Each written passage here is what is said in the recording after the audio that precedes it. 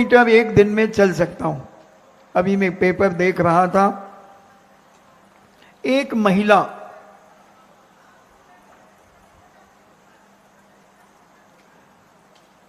402 kilometre marathon दौड़ दौड़ी और 56 घंटे में लगभग उसने 452 किलोमीटर शायद, और 56 घंटे में उसने पूरी की। कहां से आई ये ताकत बंधुओं? अभ्यास के साथ साथ पूर्व जन्म का पुण्य भी चाहिए, पूर्व जन्म की असाता वेदनी कर्म का क्षयोपशम चाहिए कि हमारे जीवन में ऐसे सहनन की प्राप्ति हो।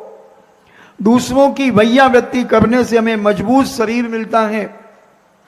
ये सारी की सारी चीजें हमें धर्म के माध्यम से मिलती हैं। लोग व्यवहार के माध्यम से, नीति और के माध्यम से हम बहुत सारा पुण्य अपने जीवन में कमा लेते हैं। कई लोग होते हैं, थोड़ा सा मौसम बिगड़ जाए, औक्षिक औक्षिक, और उनकी नाक से डालडा घी निकलने लगता है। हालांकि वह घी नहीं होता, घी जैसे होता है।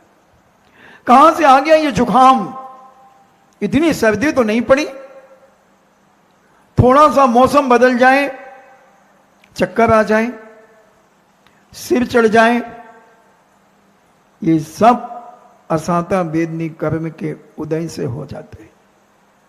इसलिए अपने जीवन को ऐसा मजबूत बनाओ, जिस तरीके का पुण्य करने का मौका मिले उस तरीके का पुण्य करना शुरू कर दो बंधुओं।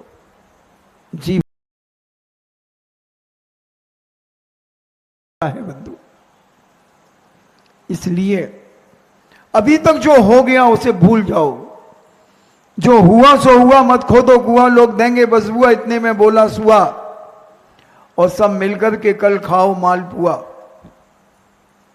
मगर आगे के लिए विचार करो कि हम अपने जीवन में किसी का बुरा नहीं सोचेंगे, हम किसी का विनाश करने का परिणाम अपने जीवन में नहीं करेंगे, किसी के साथ छल कपट धोखाधड़ी नहीं करेंगे। हम अपने आप को इतना निर्मल और पवित्र बना लें, आज का पुरुषार्थ कल का भाग्य बनकर के आता है बंधुओं। लोग पूछते हैं के आता है बंधुओं, लोग पूछते हैं महाराज कि भाग्य और किस्मत से सब कुछ मिलता है? बहुत सारे प्रश्न आते हैं, मगर भाग्य से मिलता है, मगर भाग्य भरोसे बैठे मत रहना। भाग्य क्या है? किस चिड़िया का नाम है भाग्य? हमारी बाहुएं, हमारी मानसिकता जो पुरुषार्थ करती है वह कल भाग्य बनकर के आता है। मान लीजिए ये व्यक्ति आज चोरी कर रहा है, इसका भाग्य क्या है? जेल। नियम से जेल जाएगा, आज नहीं कल जाएगा, 6 महीने बाद जाएगा जब पकड़ा जाएगा। कितनी फरारी काटेगा, कितनी फरारी काटेगा, कभी ना कभी पकड़ा जाएगा। 8-8 साल 10-10 साल फरारी काटने के बाद भी लोग पकड़े जाते हैं, पकड़े जाते हैं बंधुओं। इसलिए हम अपने जीवन में सदा ऐसा कार्य करने का प्रयास करें कि जिसके कारण हमारे जीवन में और किसी के जीवन में दुख ना हो, परेशानी ना हो, किसी से ईर्ष्या ना करें, किसी का विनाश करने का परिणाम ना करें। जहां तक हो सके, जहां तक बन सके, सबके जीवन का भला करने का परिणाम करना चाहिए ना पड़ेगा। उसी प्रकार हमारे सम्यक दृष्टि जीवात्मा तद्भव मोक्षगामी युद्ध करना नहीं चाहता, करना पड़ेगा, क्योंकि धर्मात्मा होने का यह लक्षण नहीं है कि वो कायर हो जाए। सम्यक दृष्टि का मतलब यह नहीं है कि वो कायर हो जाए। अहिंसा धर्म का पालन करने का मतलब यह नहीं है कि वो कायर हो जाए, दीनहीन हो जाए, चाहे जिसकी गुलामियत की जंजीरों में जकड़ जाए। नहीं, विरोधी हिंसा करने का त्याग नहीं होता बंधुओं, संकल्पी हिंसा का त्याग होता है। प्लानिंग करके किसी को मारना, प्लानिंग करके किसी को फंसाना, ये कार्य नहीं। अगर सामने वाला वार करता है तो उससे बचाव के लिए हम भी वार करेंगे, हम भी वार करेंगे। हमारे यहां एक घटना, हम भी वार करेंगे। हमारे यहां एक घटना आती है कि एक नाई और एक धोबी, दोनों ने विचार किया कि अपने यहां से बहुत सारे पथिक निकलते हैं अपने नगर से, अपने गांव से, तो अपने गांव में कोई ऐसी स्थान नहीं है कि कोई पथिक रात्रि भी विश्राम कर सके, कोई साधु संत विश्राम कर सके, क्योंकि बहुत सारे निकलते हैं। तो क्यों ना अपन एक ऐसा धर्मशाला आदि बना लें। और दोनों ने मिलकर के एक धर्मशाला बना ली। एक दिन किसी संत का आगमन हुआ, संध्या हो रही थी, तो एक मित्र ने उन मुनिराज को कहा कि आप यहीं विश्राम कर लीजिए, प्रातःकाल आप विहार कर लेना। कहा ठीक है। और मुनिराज बैठ गए ध्यान में। दूसरा मित्र आया, वो कहता अरे इसमें कौन बैठ गया? उसने कहा कि इसमें साधु जी बैठे हुए हैं। बोले नहीं नहीं, साधुओं के लिए नहीं है ये, इसमें साधु नहीं बैठेंगे। वो कहते वाह, पहले बनने के पहले ही कहा था कि पथिक लोग बैठेंगे, साधु बैठेंगे, अतिथि। साधु तो अतिथि हैं। अतिथि किसको कहते हैं? जिसकी आने जाने की कोई तिथि नहीं होती, उसे अतिथि कहते हैं। तो ये बैठ गए, इसमें क्या बाधा है? बोले नहीं नहीं। उसने कहा नहीं, वो तो बैठेंगे, और वो चला गया। मगर उसके अंदर न जाने कैसी ईर्ष्या जागी और उसने पूज्य मुनिराज को उस धर्मशाला से बाहर निकाल दिया। मुनिराज एक वृक्ष के नीचे बैठ गए और ध्यान करते रहे। दोनों में बड़ी दूसरे सुबह जब देखा कि मुनिराज को हजारों लाखों मच्छरों ने काटा, कीड़े मकोड़ों ने काटा, मगर मुनिराज तो समता को धारण करने वाले थे और पूज्यवर सुबह विहार कर गए। जब उस मित्र को पता चला कि इसने मुनिराज को बाहर निकाला है, दोनों में बड़ा झगड़ा हुआ और अपनी अपनी आयु पूर्ण करके दोनों मरण को प्राप्त हो गए। एक शेर बना और एक सूकर बना।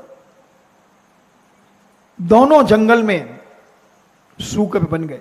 एक सूकर बना, एक शेर बना। पुनः एक गुफा में मुनिराज बैठे हुए थे और वह शेर की गुफा थी।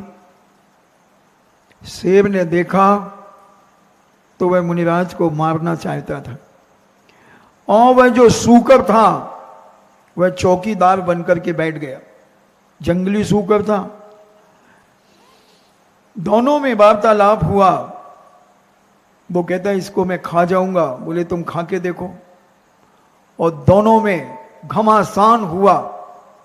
सूकर ने भी अपने नुकीले पहने दांतों से सिंह के ऊपर प्रहार किया। सिंह ने भी अपने पंजे से प्रहार किया। दोनों में जबरदस्त गुत्थम गुत्था हुई और दोनों मरण को प्राप्त हो गए। दोनों ने एक दूसरे को मारा है, मगर इंटेंशन दोनों का अलग अलग है। जैन दर्शन इंटेंशन पे डिपेंड करता है कि कोई भी कार्य करने के पहले आपका लक्ष्य क्या है, उद्देश्य क्या है, इंटेंशन क्या है। सूकर का इंटेंशन था मुनिराज की रक्षा करना और सिंह का इंटेंशन था कि मुनिराज को खा जाना। दोनों मरे और दोनों मर करके एक तो नरक चला गया और एक स्वर्ग चला गया। नरक कौन चला गया? सिंह चला गया, जो मुनिराज को खाने की कोशिश कर रहा था, मुनिराज का शिकार खेलने की कोशिश कर रहा था। और सूकर मुनिराज की रक्षा करने के लिए उसने शेर को मारा और शेर ने अपने भोजन के शिकार के लिए उसने मारा एक नरक गया, एक दूर चले जाते हैं। मैं तो यहां तक कह दूं कि जो भारत छोड़कर के विदेश चले जाते हैं उन्हें अपने देश के प्रति समर्पण नहीं होता है, अपने धर्म के प्रति समर्पण नहीं होता है, अपने माता पिता के समर्पण नहीं होता है, अपने भाई बंधु पर समर्पण नहीं होता है। केवल उनकी दृष्टि में पैसा होता है, धन दौलत होती है बंधुओं। अरे धन दौलत पुण्य की दासी है। जहां पुण्य है वहां धन दौलत बिछी है, और जहां पुण्य नहीं है तो तुम विदेश में भी चले जाना बंधुओं तो तुम 100-200 रुपए भी नहीं बचा पाओगे। क्या सारे लोग अपना पैसा बचा लेते हैं? कितने लोग हैं जिनको वहां भी कड़की में जीवन व्यतीत करते हैं। भारत में अच्छे से जी रहे थे, मगर विदेश में डॉलरों का नाम सुनकर के और भी जो उनके चलते हैं उन लालच में चले गए और अंत में दुखी रहते हैं। सब पुण्य का खेल है बंधुओं, सारा का सारा पुण्य का खेल।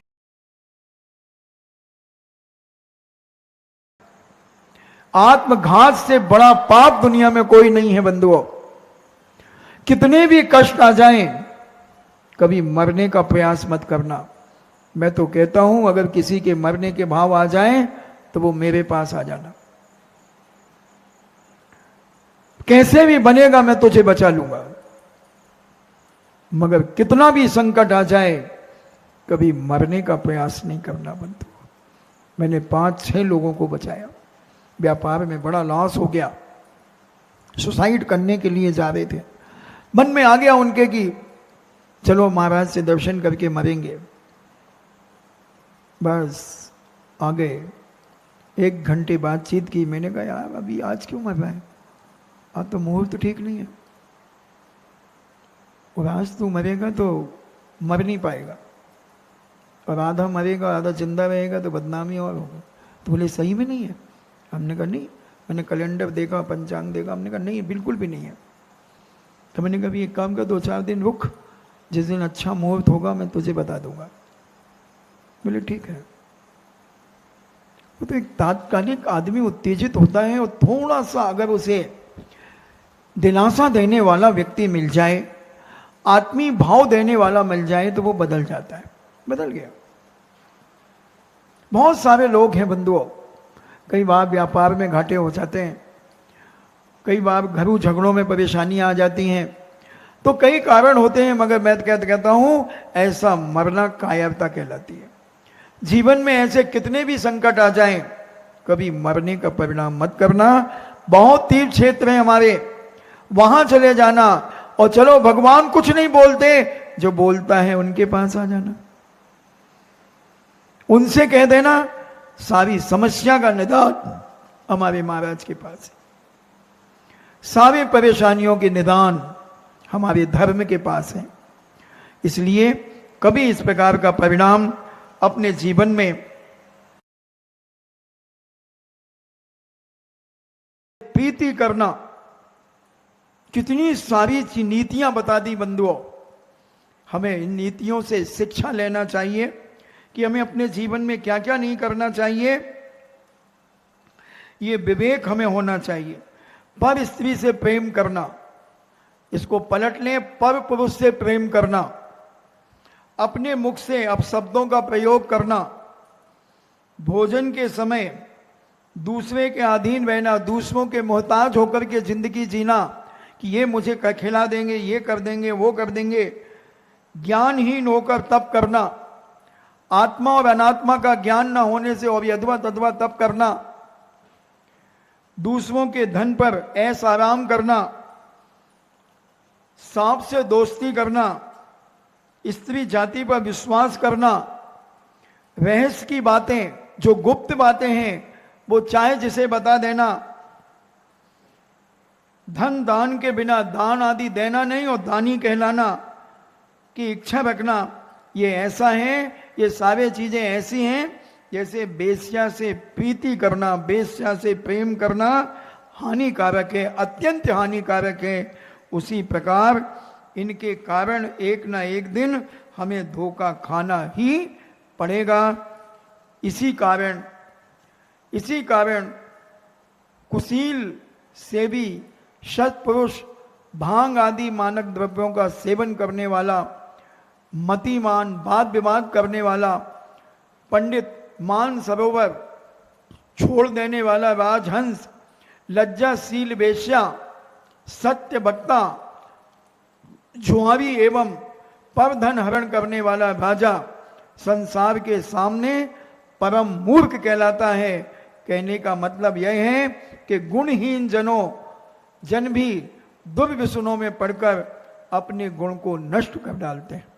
इसलिए हमें इन सारी चीज़ों से बचकर अपने जीवन को संभालने का प्रयास करें और अपने जीवन को धन्य